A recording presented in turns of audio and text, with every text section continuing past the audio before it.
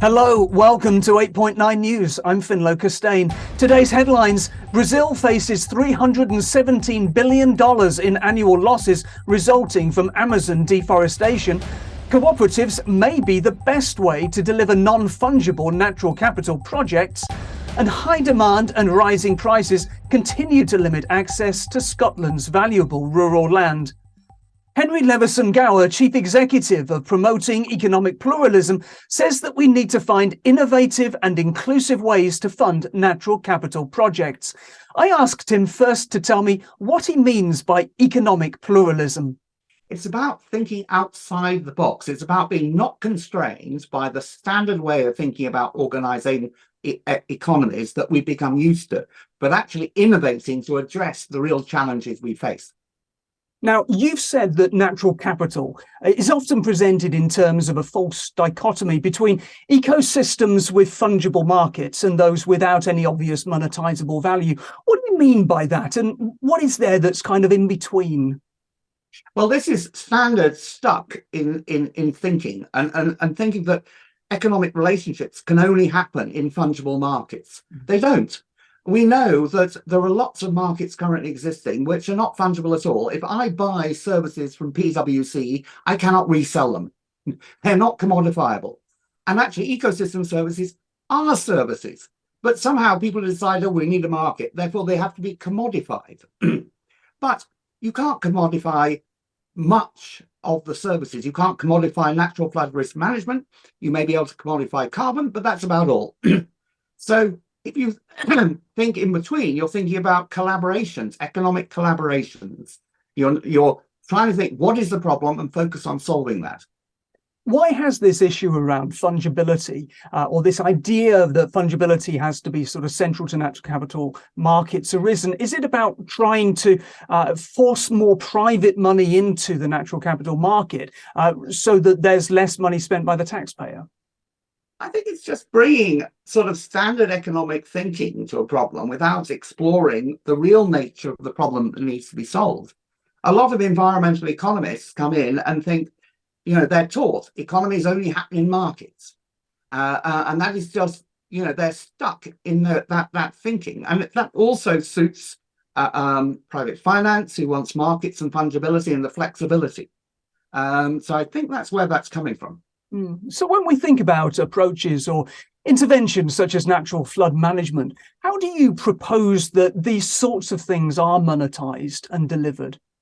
Well, the key thing is to create relationships between the people who need the services, and obviously the Environment Agency in England is the one that's a sort of intermediary, but also communities as well, and the sets of people who are going to deliver it with technical help. It's complicated, in terms of modeling exactly what's going to happen, monitoring what really happens, because models, rainstorms are very different in different circumstances, but also trying to bring other players in, because when you put in place, say, woods along a river, which reduces flood risk, that also sequesters carbon, increases biodiversity, reduces pollution. So by pulling all that together, you can get all these benefits much cheaper if you can collaborate. So you need structures that bring those people to collaborate and learn, because circumstances, etc., and science and policy is going to change. Now, one of the models that you've talked about is a sort of cooperative approach, and as an economic mechanism that people standardly recognise. And in these sort of new cooperatives that are delivering these natural capital, natural flood management type approaches, who is it? Is it a combination of private and public stakeholders that you're thinking of within that model? Yes, there has been a long tradition in catchment management in various places of partnership and collaboration, and realization that is needed. What we're talking about is trying to formalize it in a way that keeps that collaboration, partnership spirit and learning and adaptability, while formalizing it enough so money can flow from the beneficiaries to the deliverers. At the moment, the standard model that's being put is actually to use contracts, but that's incredibly complex. You get endless different contracts all interlocking. To change them at over time is very expensive, very bureaucratic. You're just wrapped in red tape and paying huge legal fees. Whereas with a formalizing it as a cooperative, you've got a much more adaptable model with a single agreements which everyone is a party to, which is transparent and with rules of how you make decisions over time. Now, just finally, you've mentioned the three-key or lens model to me in the past. Why is it that you think that that particular model is so helpful?